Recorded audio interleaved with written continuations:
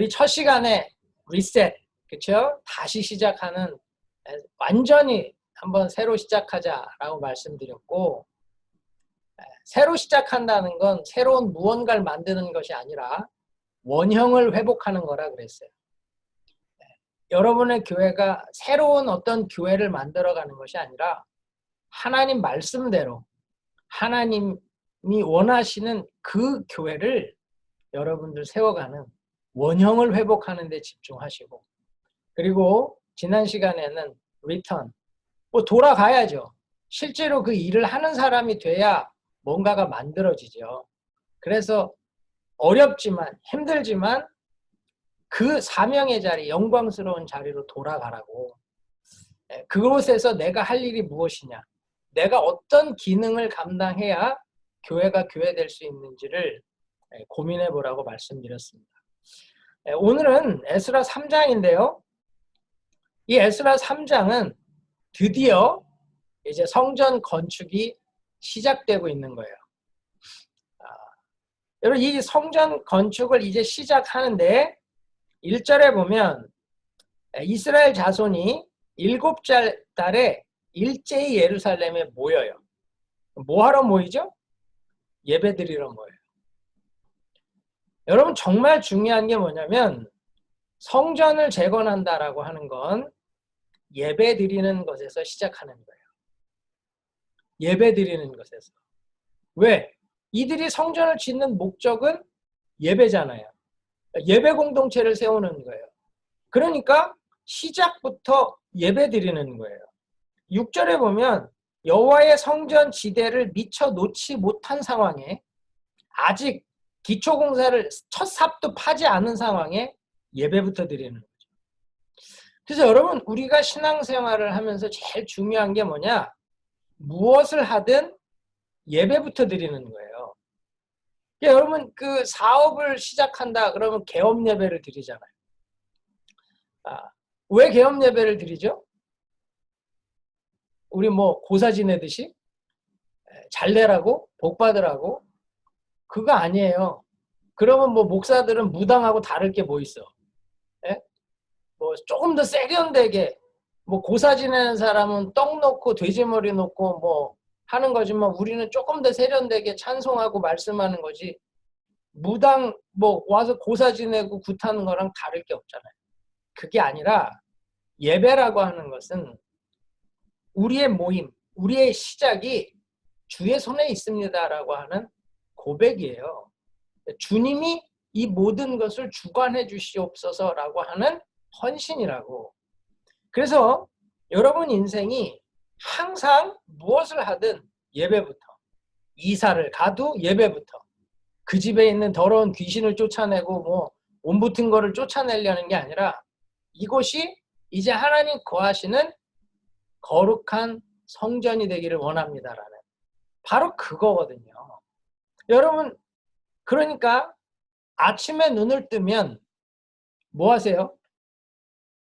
아이고 피곤하다, 오늘 또 하루가 시작되나, 아이고 왜 이렇게 일은 많냐, 그게 아니라 여러분, 눈 뜨면서부터 주님 새날을 허락하심을 감사합니다, 이 고백이 나와야 된다는. 제가 아는 선교사님은 눈 뜨면 첫 고백이 주님 하루를 주심을 감사합니다 그러면서 일어난대요. 제가 그걸 한번 해보려고 훈련을 했는데 이게 쉽지 않더라고요. 알람 소리와 함께 버떡 일어나서 아이고 빨리 교회 가야지, 그 생각부터 안 나는데 눈을 뜨자마자 새날을 허락하신 주님을 감사합니다. 우리가 그렇게 고백할 수 있다면 참 좋지 않겠어요? 그래서 제일 좋은 건 여러분들이 새벽에 일어나서 새벽 예배 드리며 하루를 시작하는 것, 이게 참 좋은 거예요. 그게 만약에 안 된다면 그냥 아침에 일어나서 일과를 시작하기 전에 성경 한 절을 보고 또 큐티를 하고 그렇게 시작하는 것. 그래서 저는 출근하는 분들 그냥 시간 딱 맞춰서 출근하지 마시고 그냥 한 30분, 1시간 일찍 출근하셔서, 그냥 새벽 예배를 못 드린다면 그냥 내가 30분, 1시간 일찍 출근해서 거기서 말씀 읽고 묵상하고 기도하면서 시작하는 것. 그럼 하루가 쫓기지 않겠죠. 많은 사람들이 새벽에 늦게 일어나기 때문에 쫓겨요. 그래서 여러분 하루를 살아가면서 나라고 하는 성전을 다시 짓는다라는 개념을 갖고 한번 시작해 보시라고. 이 에스라가 예루살렘에 가서 성전을 짓는 것 이것만을 고민하지 마시고 지금 글로리 교회가 교회를 개척해서 교회를 세워가는 이것만을 고민하지 마시고 가장 작은 데서부터 나라고 하는 성전이 오늘이라고 하는 이 날에 성전으로 세워지는 것을 위해 예배드리는 것. 하나님 앞에 말씀과 기도로 나아가는 것에서 한번 시작해 보시라고요. 그래서 내가 성전이 건축이 돼야 글로리 교회도 건축이 되는 거예요. 글로리 교회도 교회가 되는 거예요. 나중에 제가 교회론을 하면 설명을 드리겠지만 교회는 건물이 아니고요. 사람입니다. 야, 글로리 교회 진짜 좋은 교회다. 무엇 때문에 그 소리가 나올까? 담임하는 전도사님이 참 좋아. 그럼 좋은 교회예요. 성도들이 좋아. 그럼 좋은 교회예요. 사람이라고 해요. 사람. 그러니까 진짜 교회를 개척한다라고 하는 건요. 한 사람 한 사람이 교회로 세워지는 거예요. 그게 진짜 교회 개척이라고. 제가 곽 전사님 네 분에게도 꼭 부탁드리는 게 그거라고. 한 사람 한 사람을 하나님의 전으로 세우는 일에 집중하라고. 숫자가 많이 늘어나는 것도 중요하겠지만 정말 중요한 건 한 사람이 하나님 보시기에 합당한 교회로 세워지는 것. 그게 진짜라는 거예요. 그래서 여러분 예배 오늘 하루를 시작하면 예배로 시작하고 예배로 마치는 걸 고민하세요. 그래서 내가 거룩한 성전으로 지어지는 걸 고민하세요. 그러면 여러분들이 정말 영광스러운 하나님의 교회로 세워질 줄 믿습니다. 근데 이들이 지금 모인 게 언제냐면 일곱째 달이에요. 이 일곱째 달이라고 하는 이스라엘 달력은 지금 우리 달력으로 하면 10월입니다. 근데 이스라엘에게 있어서 일곱째 달은 신년, 우리의 1월과 같아요. 그래서 이 1월 1일, 이 일곱째 달 첫날, 그건 우리로 하면 1월 1일과 같은 의미가 되는데 이 일곱째 달은 예배의 절기입니다. 예배의 절기. 왜냐하면 1월 1일이라고 하는 7월 1일은 나팔절이에요. 나팔절.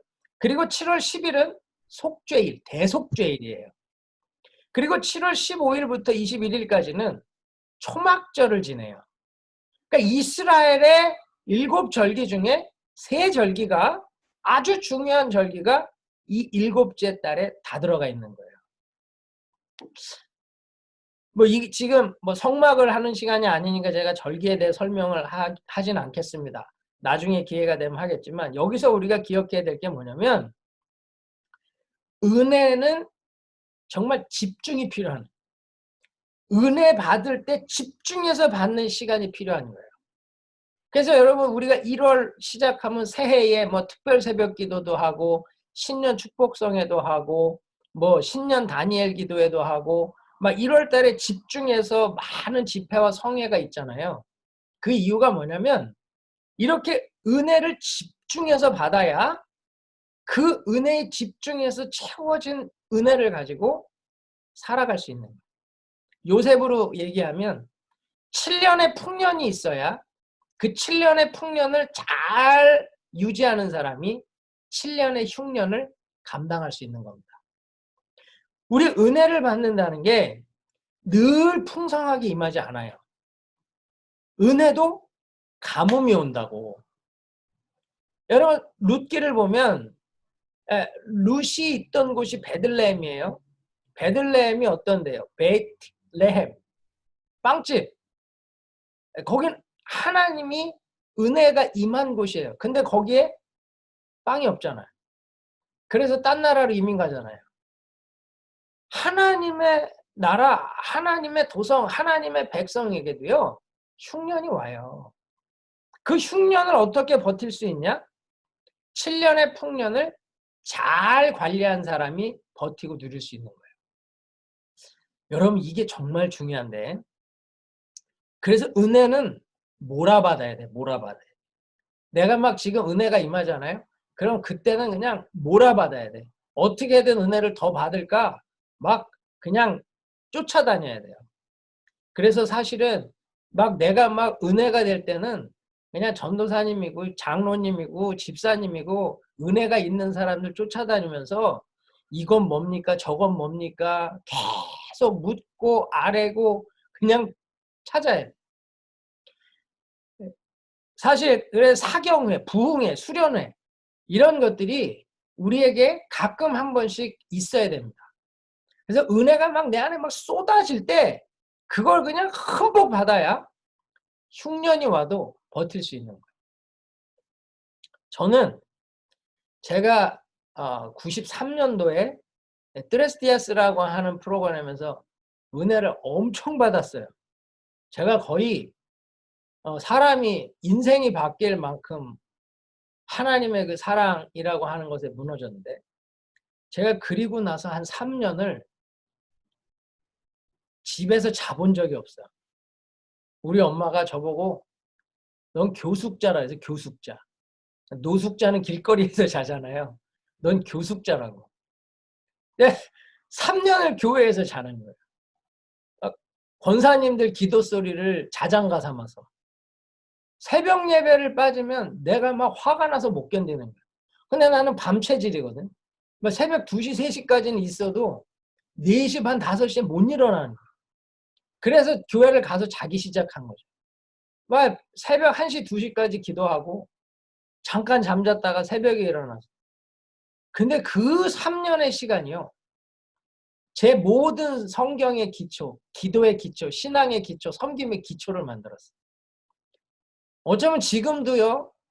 버틸 수 있는 힘이 어디에서 나오냐? 거기서 나오는 것 같아요. 제가 힘들거나 어려워지면 다시 그때를 돌아가요.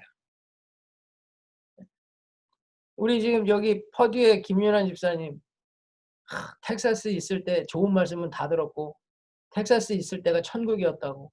그때는 뭐 새벽 1시, 2시까지 기도하고 집에 가는 게 그냥 뭐 일상이었으니까. 저분이 축산학 그 소박사입니다. 소박사. 뭐 안심으로 석사를 했나? 등심으로 박사를 하고 희한한 박사를 하셨잖아요. 텍사스에서는 소를 직접 잡게 해요. 트렁크에 소 잡는 막 도구가 이게 있어. 일주일에만 200마리씩 소를 잡고 와. 그러니까 목사님 지나가는 개만 봐도 잡고 싶어요. 막 이래. 근데요. 그 힘든 걸 어떻게 버텼냐? 진짜 기도로 버티고 예배로 버틴 거예요. 진짜 그 힘든 속에서 기도로 버티는 기도. 예배로 버티는 거예요. 그러니까 힘들면 그때 생각이 날 거라. 야, 내가 그때도 버텼는데 지금 못 버티냐. 왜냐하면 은혜를 집중해서 받는 경험이 있으면 그게 흉년을 버틸 수 있는 힘이 있어. 근데 지금 이제 흉년을 더 이상은 못 버틸 것 같아 들어오라 그랬어요. 지금 예배를 드려야 살아나니까. 네? 여러분 진짜 중요한 게 그거예요. 그래서 은혜 받을 때 몰아받아야 돼. 제가 지금 안타까운 게 그거예요. 내가 지금 시간이 되면 막 환경만 되면 여러분 가가지고 그냥 막 3박 4일 뭐 일주일이라도 내가 수련회를 해주고 진짜 뭐 붙들고 안수기도를 하든 뭘 하든 뒤집어 놓든 엎어 놓든 내가 진짜로 막 할 수 있는데 이게 뭐 코렌틴 기간이라 할 수가 없으니까 온라인으로라도 지금 하고 있지만 제가 새벽마다 하나님 온라인에 은혜를 주세요. 이 안에서도 눈물이 터지고 막 감격이 터지고 기도가 터지고 방언이 터지고 막 역사가 있게 해달라고. 왜? 여기서 하시는 하나님 거기서 왜 못하시겠어요? 뭐 손을 대야만 일이 일어나나? 하나님의 일하심이라고 하는 건 그 하나님의 임재가 우리를 붙들면 뭐 놀라운 일이 일어나는 거죠. 그래서 여러분 정말 은혜에 집중해서 받아야 되는 그거 놓치지 마시고 정말로 하나님 앞에 예배를 통해서 은혜를 집중해서 받는 일곱째 딸과 같은 은혜가 이 시간, 이 코린틴 기간 시간에 여러분들에게 있기를 바랍니다. 이들이 지금 일제히 예루살렘에 모였죠. 이 일제이라고 하는 이 단어가 직역을 하면 그 백성은 한 사람인 것처럼 이렇게 번역이 돼요. 그러니까 이스라엘 자손이요, 일사불란하게 한 사람이 죽어도 모를 만큼 아주 그냥 차차차차 한 사람처럼 움직여서 다 모이는 거예요. 왜 모였죠? 예배 드리러 모였죠. 그런데 왜 예배를 드리러 모였을까? 여기 3절에 보면 두려워하여. 사실 이들 안에 두려움이 있었어요. 여러분, 성전 재건이라는 엄청난 꿈과 비전을 가지고 왔죠. 그런데 여러분, 꿈과 비전이 있다고 해서 두려움이 없는 건 아니에요. 우리가 믿음이 있다고 해서 두려움이 없는 건 아니에요. 이 사람들도 마찬가지였어요. 그래서요, 모인 거예요. 왜 그래요? 모이면 두려움을 이겨요. 모여야 두려움을 이기는 거예요. 혼자는 두려워 벌벌 떨어도 함께 모이면 모일 때 공동체가 회복되고, 공동체가 회복되면 하나됨을 형성하기 때문에 두려움을 이길 수 있는 거예요. 예수님이 승천하실 때 제자들이 얼마나 두려워. 리더가 없어지는데. 그때에 누가복음 24장 49절에 보면요, 아버지께서 약속하신 것을 기다리래요. 그리고 그것을 받을 때까지 여기 머물래요. 성령 기다리라는 거죠. 그래서 그들은 사도행전 1장 14절 보면 말씀대로 예루살렘을 떠나지 않고 그곳에 모여, 마가의 다락방에 모여 기도하죠. 그때 어떻게 돼요? 성령 강림에 약속이 이루어지는 은혜를 경험했어요. 모이니까 어때요? 강해지는 거예요. 혼자는 기도 못하고 혼자는 두려운데 함께 하니까 기도하고 함께 기도하니까 성령의 역사가 일어나더라는 거예요. 그 성령의 역사가 있으니까 어때요? 두려워서 다락문 방을 닫고 그 안에 숨어있던 자들이 문을 박차고 나가잖아요. 그리고 담대히 복음 전하잖아요. 죽을까봐 벌벌 떨던 사람들이 문 차고 나가서 성령의 힘을 의지해서 복음 증거하고, 베드로가 한번 복음 전하면 3,000명이 예수 믿고 돌아오는 놀라운 역사가 일어나잖아요.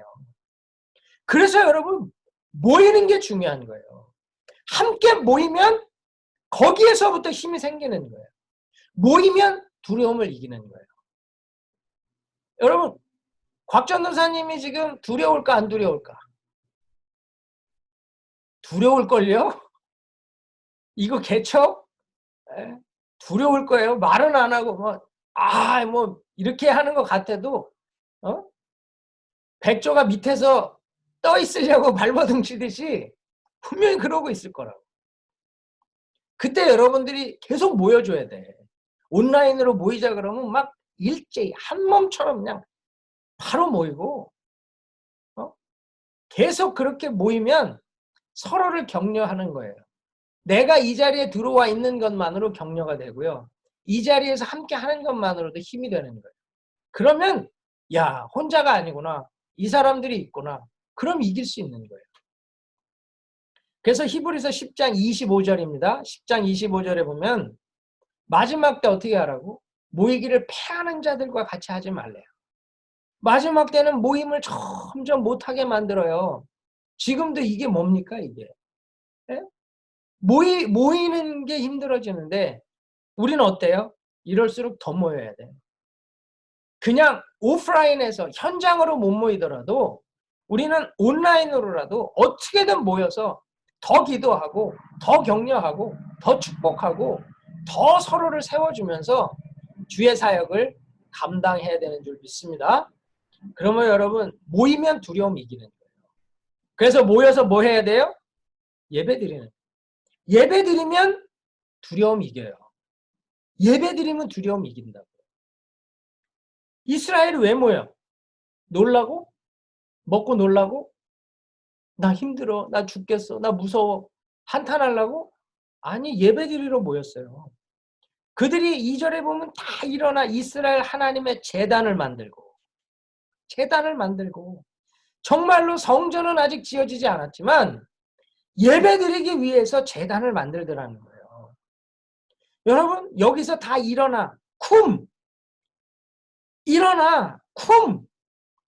예배 드리고자 일어나면요. 그때부터 하나님의 역사가 시작되는 거예요. 문제가 해결돼서 평안해서 예배 드리는 게 아닙니다. 여전히 문제가 있어요. 여전히 두려워요. 그런데 두렵다고 포기하는 게 아니라 두렵기 때문에 더 예배 드리는 거예요. 꿈이 있어요? 비전이 있어요? 그래서 난 두렵지 않아요? 아니요. 꿈이 있기 때문에, 비전이 있기 때문에 오히려 더 두려울 수 있는 거예요.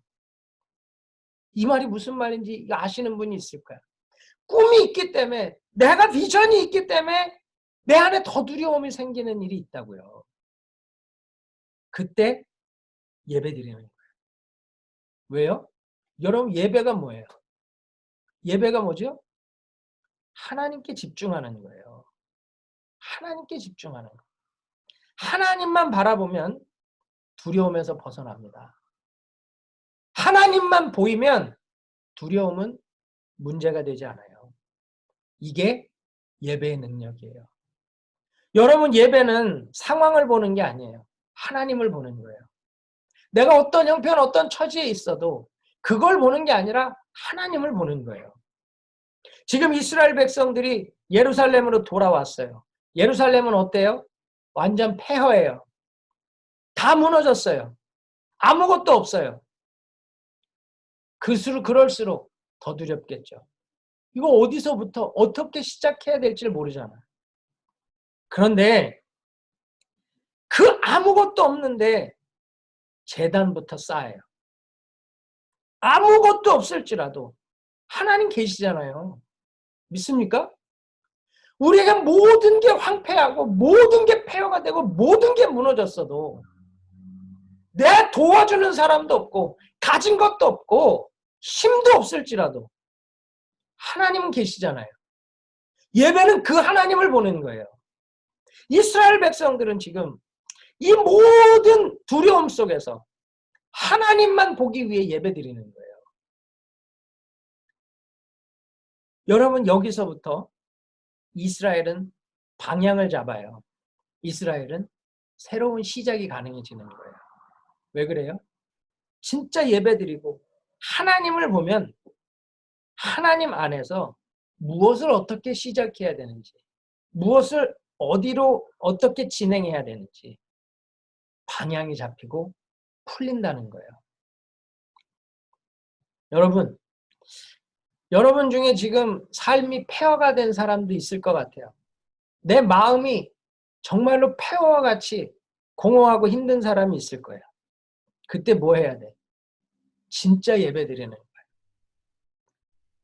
하나님 보는 거예요. 왜요? 나는 부족하니까. 나는 부족하여도 영접하실 터이니.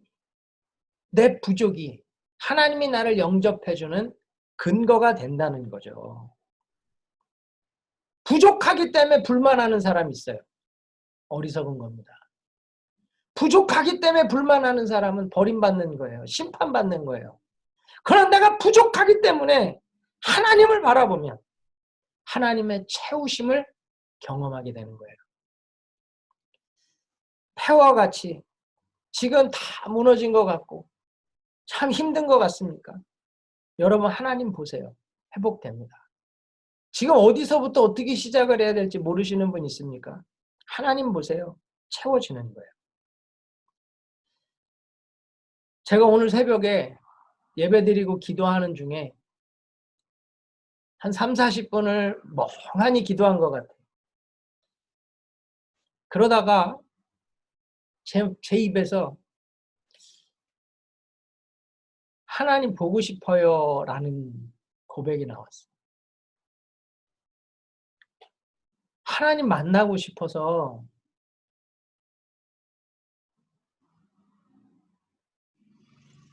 너무 하나님이 보고 싶은 거예요.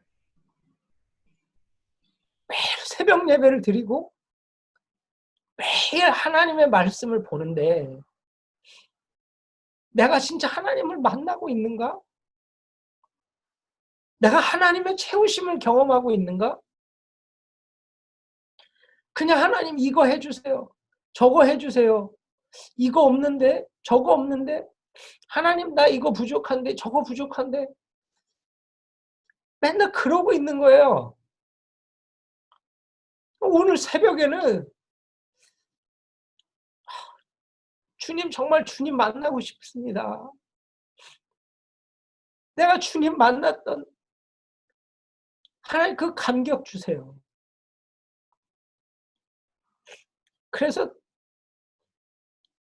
새벽에 정말 울었어요. 사실 지금 제가 선교 팀장으로 우리 교회 뭐 58개국 344명의 선교사가 나가 있는데 지금 이거를 이렇게 해결하려고 하는 상황에 우리 선교사님들하고 줌으로 회의를 하고 통화를 하고 만나면 어디서부터 어떻게 시작을 해야 될지 모르겠어요. 막 내가 엘리야도 아닌데 나만 남았건을 막 이런 마음이 들면서 사실 막 회개도 많이 했어요. 야, 이거 예배는 다 무너져요. 이거 회복이 되려면 너무너무 뭐 얼마나 어떻게 해야 될지 모르겠어요. 그러면서 제 마음 가운데 나도 모르게 낙심도 되고 자신도 없고 나 이거 어떡하지? 막 이런 두려움이 있는 거예요. 근데 오늘 정말 하나님 만나기 원합니다라고 하는 그 고백이요. 하나님이 나를 살리는 느낌을 받더라고요. 여러분, 진짜 예배는 하나님 보고 하나님 만나야 되거든요. 근데 진짜 예배에서 하나님을 보고 하나님을 만나질 못해. 목사들부터 하나님을 만나질 못하고 하나님을 경험하지 못해. 그러니까 지식만 전하는 거예요. 그 지식만 전하는 것이 정말로 지식이나 제대로 전해야지 영성도 없고 지성도 없고 야성도 없고 내 얘기하는 거예요. 내 얘기. 그러면 하나님 앞에 울기라도 해야 될 거 아니에요. 여러분, 하나님 만나면 채워져요. 내 안에 그 모든 상한 심령이 하나님의 은혜로 회복이 되는. 여러분, 엄마 보고 싶은 아이처럼 우리 안에 그 눈물이 있습니까? 진짜 두려워서 어찌할 바를 모르면요. 다 사람 쫓아다니고 어디 도움을 줄 사람은 없나 헤매고 다니는 사람은 많아요. 그런데 진짜 하나님밖에 없습니다. 하나님이 아니면 안 됩니다. 하나님 만나기 원합니다. 여러분, 그게 살리는 거예요, 그게.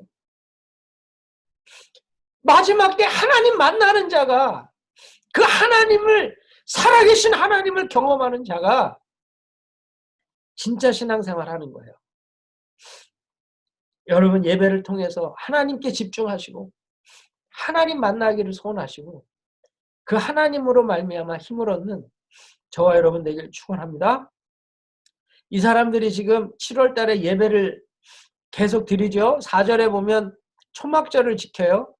1월 1일부터 시작된 예배가 21일까지 계속 되고 있는 거예요. 그래서 날마다 그 예배를 드리고 5절에 보면 그 후에 이 절기가 다 끝난 후에도 항상 드리는 번제, 상번제, 초하루, 또 절기 이것을 계속 기쁘게 예물과 함께 드렸다 그래요. 여러분, 이 상번제, 월삭, 절기가 뭐예요? 아무 이유 없이 하나님 앞에 드리는 제사예요. 무슨 감사의 제사, 뭐 죄를 지어서 아니면 뭐 내가 모르고 지은 죄 때문에 뭐 속죄제, 속건제, 화목제 그게 아니고 그냥 아무 이유 없이 마치 우리가 주일날 예배를 드리듯이 수요 예배를 드리듯이 금요 철야를 드리듯이 그냥 아무 이유 없이. 여러분 이게 중요한 거예요. 예배는 이유가 있어야 드리는 게 아닙니다. 반드시 그냥 내 삶이 예배가 돼야 돼요. 오늘 수요 예배. 아이 뭐 주일도 아닌데 왜 가? 예배니까. 아니 오늘 금요일 날 기도 왜? 기도해야지. 아무 이유 없어. 여러분 이게 필요하다는 거예요.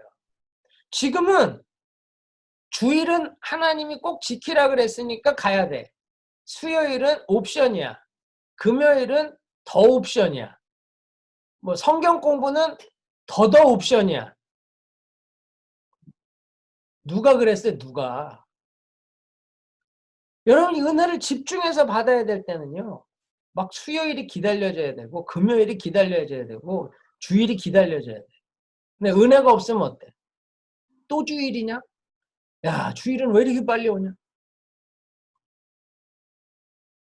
여러분 주일이 빨리 오는 걸 사모하는 자가 되시길 바랍니다. 그게 진짜라는 거예요. 여기 지금 이렇게 예배를 드리는데 예배를 드리니까 이들이 어떻게 돼요? 이제 시작하게 돼요.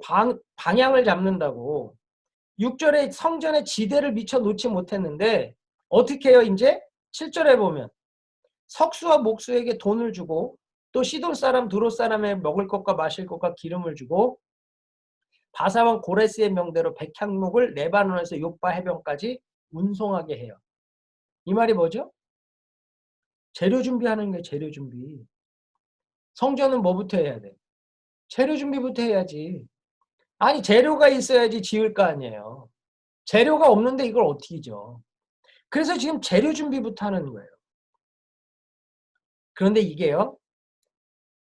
어떤 것을 표준으로 삼아서 짓고 있는 겁니다. 그게 뭘까요? 솔로몬 성전이에요. 솔로몬 성전을 기준으로 삼아서 지금 다시 이 스룹바벨 성전을 재건하고 있는 거예요.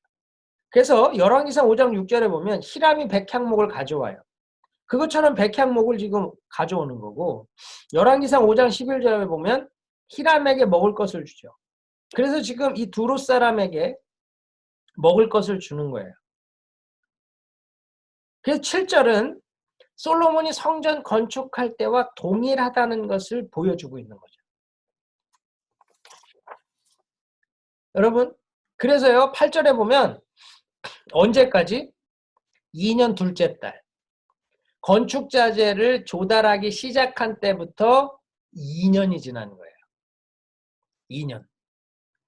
재료 준비하는데 몇 년 걸렸어요? 2년 걸렸어요. 성전은요. 한꺼번에 지어지는 게 아닙니다. 글로리 교회가 한순간에 교회다운 교회로 세워지는 게 아니에요. 재료 준비하는 때가 있어요. 전도사님도 말씀 준비하고 사역 준비하는 그 시간도 있어야 되고 성도님들도 훈련받고 양육되어지는 시간이 필요한 거예요. 제가 보기엔 2년은 걸려요. 2년은 진짜 교회를 세우기 위한 준비 과정이 될 거예요. 그 2년을 얼마나 안정적으로 잘 준비하느냐에 따라서 여러분들이 2년 후에 멋진 교회로 아주 발돋움을 하고 이렇게 급성장을 하고 세계 선교를 위해서 쓰임받는 교회가 되는 그 일들을 할 수 있어요.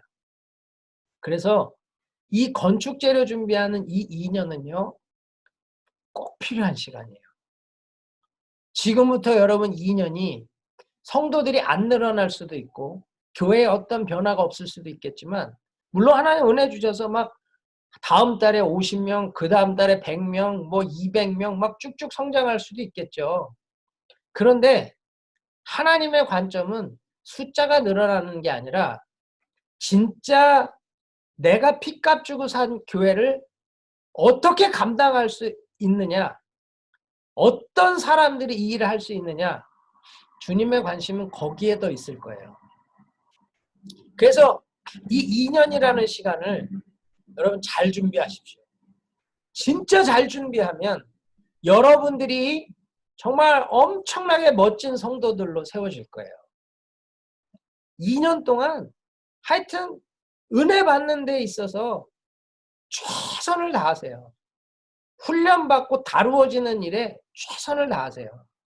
그렇게 훈련받고 다루어지면요, 하나님의 성전에 멋진 재료로, 기둥 같은 재료가 돼서 여러분 한 사람 한 사람이 연합해서 글로리 교회는요, 진짜 영광스러운 교회로 세워질 거예요.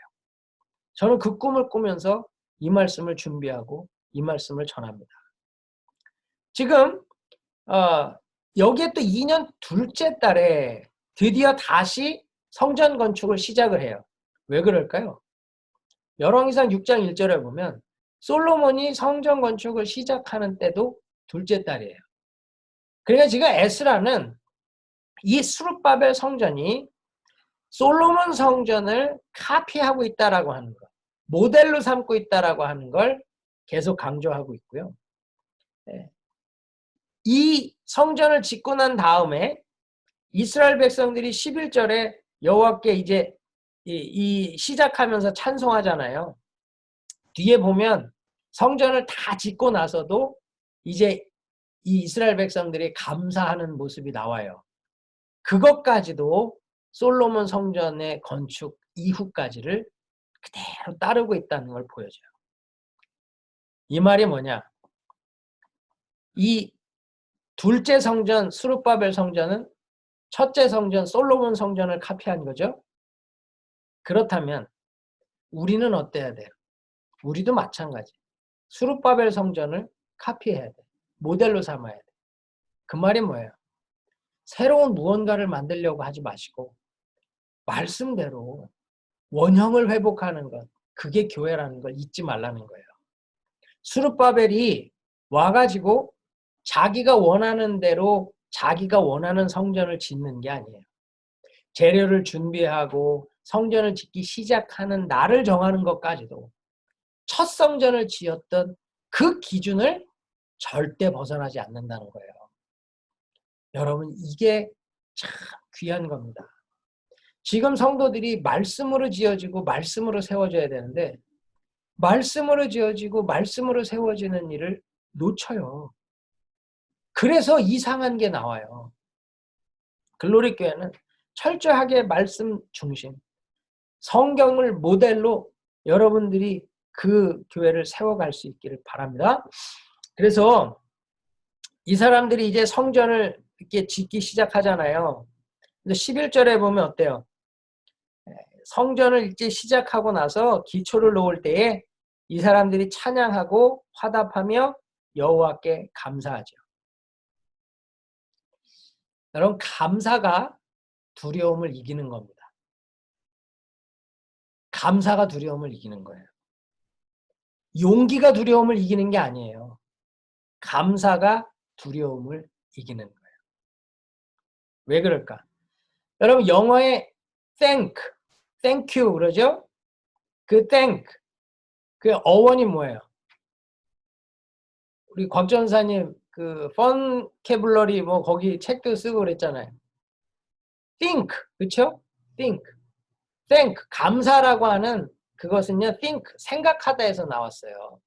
영어는 기독교에 뿌리를 두고 있기 때문에 어원을 잘 보면 재밌는데 감사는 왜 think에서 나오냐?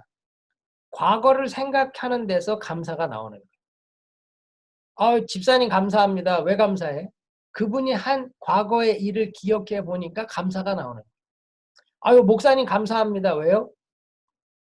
과거에 목사님 나한테 이렇게 해주신 일을 기억하니까 감사하는 거예요. 이스라엘 백성들이 지금 여호와께 감사해요. 왜 감사해요? 하나님이 약속대로 돌아오게 해주셨고 재료를 준비하게 해주셨고 이제 성전을 짓게 해주셨잖아요. 과거를 돌아보니 누가 하셨어? 하나님이 하셨어요. 하나님이 하셨기 때문에 감사가 나오는 거예요. 이게 참 중요한데요. 이 감사라고 하는 것, 이게 과거를 돌아보니까 오늘 감사하게 하는데 머물게 하지 않아요. 오늘 이 감사는요, 미래를 가능하게 해요. 다시 말하면 새로운 길을 걸어갈 새 힘을 만들어준다는 거죠. 과거에 도우셨던 하나님, 오늘 나와 함께 하신다면, 아니 과거에도 어려움을 이기게 해주셨는데, 그러면 내가 내일의 일도 하나님 도우시면 감당할 수 있지 않겠느냐. 그래서 이 과거를 보면 미래가 가능해지는 거예요. 내가 과거를 기억하면 새로운 길을 걸어갈 새 힘이 생긴다는 거죠. 이게 여러분 정말 중요한 겁니다. 우리는 항상 있는 걸 감사해요? 없는 걸 불평해요? 우리는 있는 거 감사 안 해요. 없는 걸 불평하지. 지금 코렌틴 기간이 되니까 우린 일상이 감사해지죠. 야, 이건 뭐 머리를 깎으러 갈 수가 없으니까 이 집에서 자기들이 깎아야 돼. 저도 제가 집에서 제 아내랑 깎은 거예요. 멀리서 보면 멋있죠. 가까이서 보면 좀 이상할 수 있겠지만 가까이서 봐도 괜찮아요. 근데 야, 머리 깎으러 가는 것 하나도 감사한 일이었구나. 그렇죠?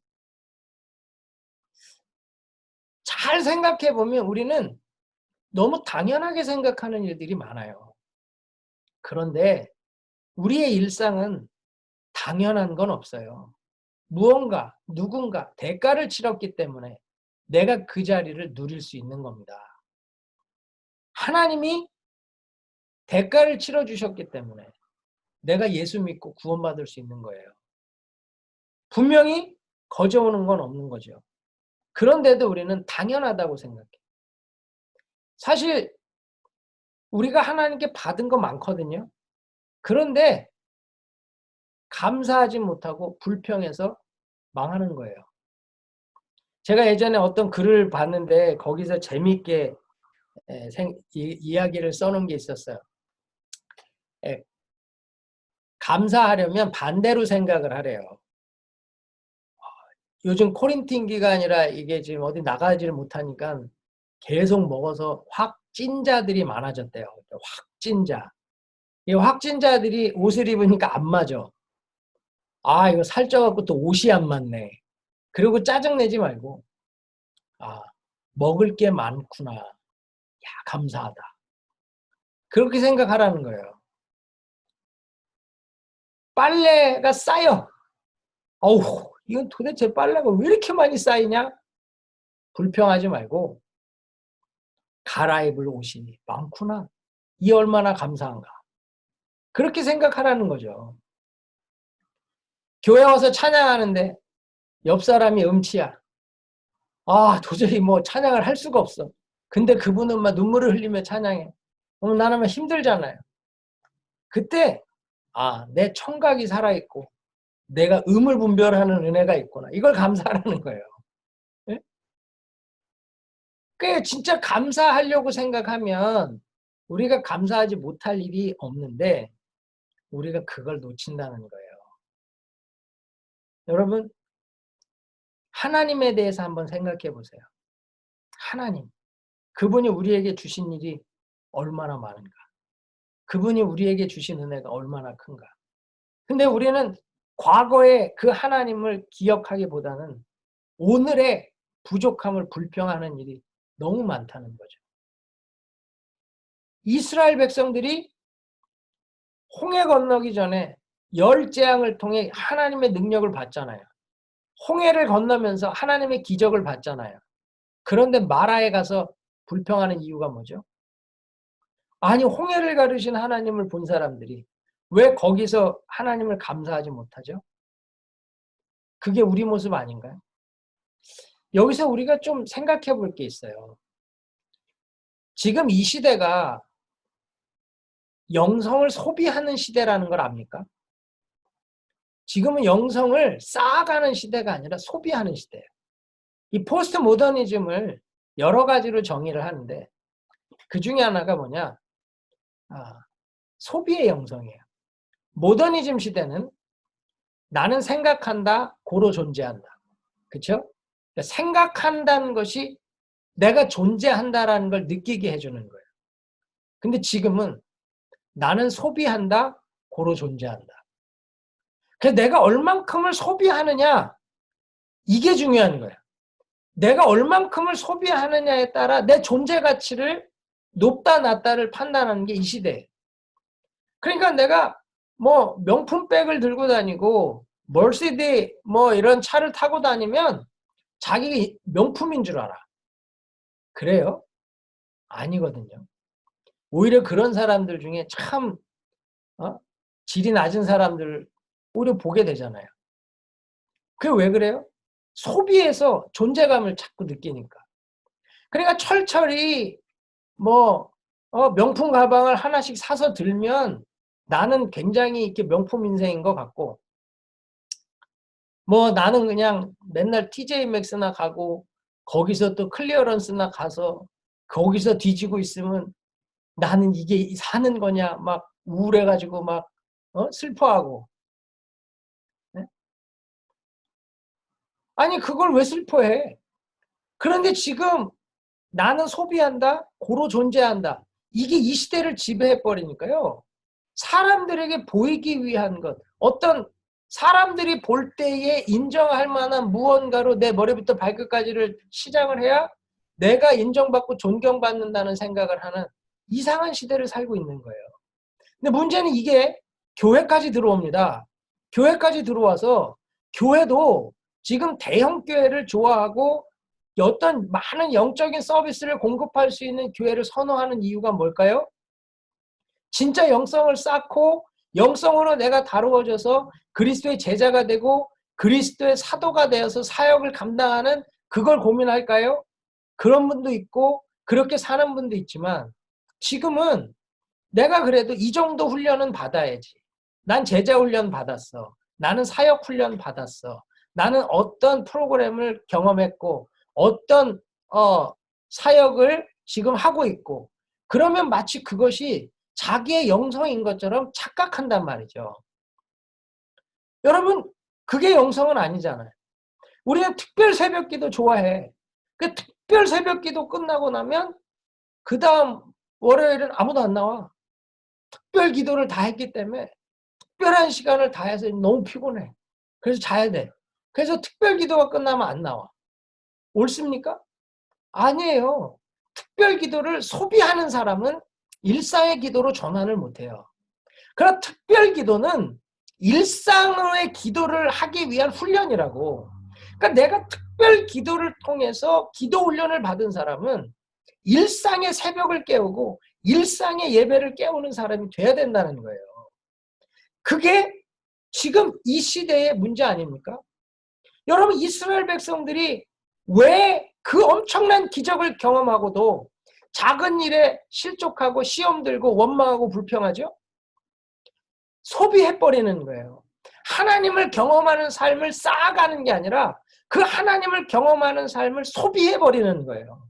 그 소비되어지는 그 영성이 결국 하나님 앞에 인정받지 못하는 모습으로 서게 되는 겁니다. 여러분, 제가 여러분들과 나누는 이 성경 공부가요, 저는 여러분들이 소비하는 게 되지 않기를 원해요. 제가 여러분들 귀를 즐겁게 하고 여러분들에게 에스라에 대한 지식을 쌓아주려고 하는 게 아니고요. 저는 이것이 여러분들에게 도전이 되고 생명이 되고 진짜 내가 이렇게 거룩한 성전으로 지어지고 내가 그렇게 글로리 교회와 함께 하나님 원하시는 교회를 세워가고 내가 하나님 앞에 섰을 때 인정받는 그런 하나님의 사람이 되기 위해서 내가 이 사역을 해야 되겠다. 그러한 사람으로 세워지기 위해서 난 이거 여러분 가르치고 싶은 거예요. 성경 공부를 소비하지 마십시오. 절대로 여러분의 신앙은 성장하지 않아요. 나는 이걸 배웠어. 나는 이만큼 들었어. 나는 이만큼 공부했어. 그게 지금 여러분들에게 어떤 유익을 줍니까? 이걸 고민하란 말이에요. 내가 하나님의 기적을 경험했어. 그런데 그 기적이 오늘 내가 하나님께 감사하고 어떤 어려운 환경에서도 하나님을 믿고 가게 만들어주냔 말이에요. 그게 진짜 아닙니까? 그걸 하지 못한다면 우리가 경험하는 하나님, 우리가 경험하는 기적이 과연 나에게 무슨 유익이 있냔 말이에요. 내가 오늘 그리 아니하실지라도 내가 풀무불에 들어간다 할지라도 과거에 나를 건지신 하나님을 믿고 당당하게 내가 죽을 수 있느냐? 그게 믿음이 쌓인 자들의 모습 아닙니까? 내가 오늘 당장 기도하면 사자굴에 들어간다. 내가 그걸 알지만 내가 사자굴에 들어가 사자의 밥이 될지라도 내가 하나님 앞에 기도하는 거 포기하지 않는다. 믿음 타협하지 않는다. 그게 쌓인 신앙 아닙니까? 믿음이 쌓인다는 건 그런 거예요. 믿음이 쌓인다는 건 위기 때 분명하게 나타나는 겁니다. 그 믿음이 쌓이질 못하니까 맨날 작은 시험에 넘어지고 맨날 작은 시험에 무너지고 하나님 없냐? 하나님 어디 가셨냐? 하나님 나 버리셨냐? 하나님 왜 나 외면하시냐? 그러면서 슬퍼하고 불평하고 무너지는 거예요. 여러분, 누가 감사하냐? 신앙을 쌓아온 사람들이 감사해. 작은 일에 나를 다루고 훈련해서 하나님의 주시는 믿음이 한 겹 한 겹 쌓이고 쌓이면 그게 나를 변화시키고 그게 나를 두려움을 이기게 하고 그게 나로 오늘 또 하나님의 기적을 경험하고 그게 나로 내일을 살아가게 하는 힘이 된다는 거예요. 여러분, 정말로 감사를 쌓아가시는, 신앙을 쌓아가시는, 기도를 쌓아가시는, 예배를 쌓아가시는 하나님의 사람들 되기를 바랍니다. 절대 한 번의 예배가 그냥 지나가는 예배 되면 안 돼요. 예배는 내가 하나님 앞에 제단을 쌓는, 그래서 여러분 새벽 제단도 쌓아보시고 말씀의 제단도 쌓아보세요. 하루에 3장씩이라도 꾸준히 읽으면 1년이면 일독을 하는 거예요. 제단을 쌓듯이. 그리고 한 말씀을 묵상하면서 나를 좀 다루시고 나를 좀 깨트려 보시라고. 내가 깨지고 다루어지는 것, 이게 신앙생활인데 지금은 내가 깨지고 다루어지는 고민이 없고 내가 깨지고 다루어지는 훈련이 없어요. 그래서 신앙이 강해지지 못하고 영성이 강해지지 못하는 거 아닙니까? 정말로 말씀 한 구절로 나를 두들겨 보세요. 나를 쳐보세요. 그래서 내가 깨어지면 그 틈으로 하나님 은혜가 스며드는 거예요. 그 하나님의 은혜가 스며들면 내가 정말 하나님의 사람으로 변화되는 겁니다. 이스라엘 백성들이 여호와께 감사하며 성전 건축을 시작하듯이 여러분 지금까지 인도하신 하나님을 감사하시고 이제 그 하나님과 함께 새로운 시작을 이루어 가시길 바랍니다. 여기 12절에 보면 이 성전 기초가 놓이는 것을 보면서 대성통곡하는 사람들이 있고요. 또 많은 사람들은 기쁨으로 크게 함성을 질러요. 여기 대성통곡했다 이게 보킴 가돌이라고 히브리어가 되어 있어요. 이게 뭐냐면 앞에 보킴이라는 건 이 큰 소리예요. 큰 소리. 이 가돌이라고 하는 건 통곡하다, 울며 부르짖다 그런 뜻이거든요. 그래서 이건 적은 사람들의 통곡이에요. 성전이 지어지는데 왜 울죠? 솔로몬의 성전을 본 그 노인들은 수룹바벨 성전의 시작이 너무 초라한 거예요. 그 웅장했던 솔로몬의 성전과 비교하면 이게 너무 초라한 거예요. 그래서 과거와 비교해서 슬퍼서 우는 거예요. 반면에 기쁨으로 크게 함성 지르는 것. 레하림 비투라. 이게 뭐죠? 높은 소리로 외치는 거예요. 이건 많은 사람들의 큰 함성인데 성전이 지어지는 것을 처음 보는 세대들은 새로운 시작에 감격에 겨워서 그냥 좋아갖고 함성을 지르는 거예요. 이 두 가지가 섞여 있는 거죠. 이 적은 사람들의 통곡은 그냥 슬픔을 표현하는 건 아닐 겁니다. 우리 다시는 이런 치욕을 겪으면 안 된다. 우리 하나님의 전이 무너지는 이런 치욕이 다시 있으면 안 된다. 이런 결단이 있었을 거예요. 또한 많은 사람들의 이 큰 함성은 야 이제 새롭게 시작하는구나. 성전 건축이 시작되는구나. 그러면서 솔로몬의 성전 영광보다 이 성전, 이제 이 성전으로부터 시작되는 나중 영광이 더 크기를 소망하는 그 소망의 함성이었을 겁니다. 여러분 교회를 개척하시면서 그 함성을 지금 부르고 있습니까? 저는 여러분들이 진짜 이 새로운 시작에 감격하는 함성이 있었으면 좋겠어요. 새로운 시작의 감격. 정말 이 감격에 큰 기쁨의 소리가 있으셔야 돼. 그래야 거룩한 성전이 지어지는 거예요. 무슨 말이냐면 교회 이 개척에 익사이링 하셔야 돼. 난 여기서만 있어도 나 익사이링 한데. 난 교회만 개척된다 그러면 난 너무 좋거든요.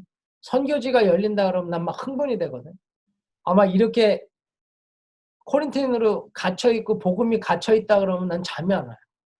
내가 지금 7파운드가 빠졌어. 우리 와이프가 나보고 볼이 흘러내린대. 촌농가 같이 흘러내린다고 먹어야 된다고 막. 아침도 해주고 막 요즘 막 아침을 막 오늘도 반찬을 3가지를 해가지고 막 국에다가 뭐 촌농가 같이 흘러내리는데 뱃살은 왜 안 빠지지? 근데 하여튼 여러분 진짜 복음이 이 교회가 세워진다라는 거에 대한 흥분됨, 막 설레임, 뜨거움이 있어야 돼요. 이것 때문에 막 잠이 안 와야 돼. 이거 어떻게 이 교회가 영광스러운 교회로 설 건가? 여러분 안에 진짜 그 큰 함성이 있어요. 금요일 날 줌으로 기도하시더라도 크게 부르짖어서 기도해 보세요. 막 외치면서 기도해 보세요. 간절히 사모함으로 기도해 보세요. 거기서부터 역사가 있는 거예요. 기도는 그냥 조용히 묵상으로 또 읊조리는 기도도 있지만 이렇게 크게 함성을 지르며 소리내서 부르짖어 기도하는 것도 있어요. 예레미야에게 얘기하자. 넌 내게 부르짖으라. 너 조용히 기도해라 안 하잖아. 부르짖으라. 내가 내게 응답하겠고 내가 알지 못하는 크고 비밀한 일을 내게 보이리라. 부르짖는. 진짜 하나님 우리 교회를 어떻게 쓰시겠습니까? 어떻게 역사하시겠습니까? 어떻게 일하시겠습니까? 그 흥분됨을 가지고 부르짖어 보세요. 하나님께서 여러분들을 통해서 놀라운 교회를 이루어 주실 줄 믿습니다. 지금 이 첫 성전과 둘째 성전 사이에 특별한 연속성을 표현하고 있는 거죠. 솔로몬 성전을 본 사람들의 슬픔, 지금 슬룹바벨 성전의 시작을 보는 사람들의 기쁨, 이 두 가지가 함께 있는 거예요. 근데 13절 보면 이 소리가 멀리 들린대요. 멀리 들려. 이걸 누가 멀리서 듣고 있죠? 에스라. 전지적 작가 시점으로 에스라가 자기가 듣고 있는. 이때 에스라는 없었잖아요. 그런데 에스라가 이걸 듣고 있는 것처럼 여러분 하나님이 이렇게 듣고 계신다는 거 믿으십니까? 여러분들의 그 함성을 주님 듣고 싶으시다는 걸 아세요? 나는 이 멀리서 여러분들의 그 기도 소리가 좀 들렸으면 좋겠어. 진짜 그 기쁨의 소리와 슬픔의 소리가 여러분 이 땅에 교회가 교회되지 못함을 인한 슬픔으로 울어야 돼. 그리고 이 땅에 진짜 하나님의 교회가 세워지는 것에 대한 기쁨으로 외쳐야 됩니다. 정말 교회가 교회되지 못하고 이 땅에 성도가 성도되지 못하고 복음이 복음되지 못하는 거 그것 때문에 정말 슬피 울으셔야 돼요. 그와 동시에 하나님 우리 교회는 이제 복음이 복음되고 교회가 교회돼서 성도가 성도돼서 하나님 사역 감당하길 원합니다. 이 외침이요 섞여서 드러나야 돼요. 주님은 멀리서 하늘에서 그 소리를 듣고 싶으신 거예요. 여러분 그 소리가 하나님 귓가에 들려진다면 놀라운 역사가 일어날 줄 믿습니다. 저는 여러분들 축복하기를 원해요. 진짜 하나님 놀라운 일을 이루시기를 원해요. 하나님이 여러분 통해서 하실 일을 보기를 원해요. 이제 리스타트, 다시 시작하는 거예요. 어디에서? 예배부터. 수요 예배, 금요 예배, 성경 공부, 주일 예배 빠지지 마세요. 예배부터 다시 드리는 거예요. 그 예배의 영광, 예배의 은혜를 회복하는 거예요. 하나님 만나는 그 자리에 모이세요. 하나님 만나는 예배 드리세요.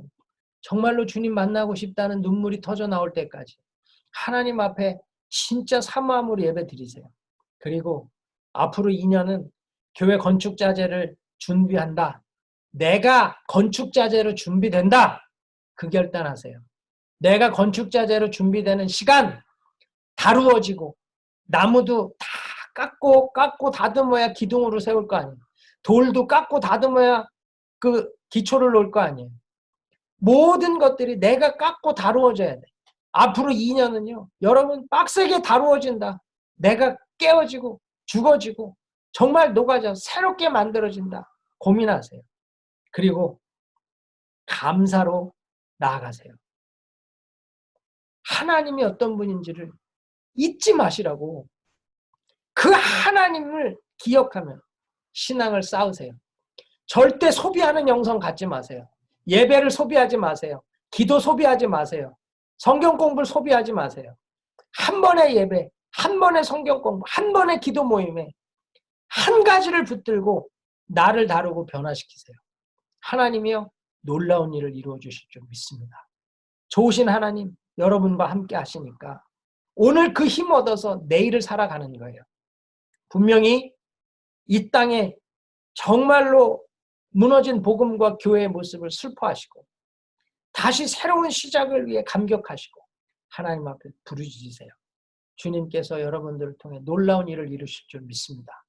또한 여러분, 오늘 말씀 전하면서 사실 여기에 없는 내용들을 좀 전했는데 여러분들 마음 가운데 이렇게 정말 폐허가 된 것 같이 상한 마음, 상한 심령, 또 여러분 삶에 여러 곤고함으로 인하여 진짜 예루살렘의 폐허와 같이 어려움이 있는 분이 있는 것 같아요.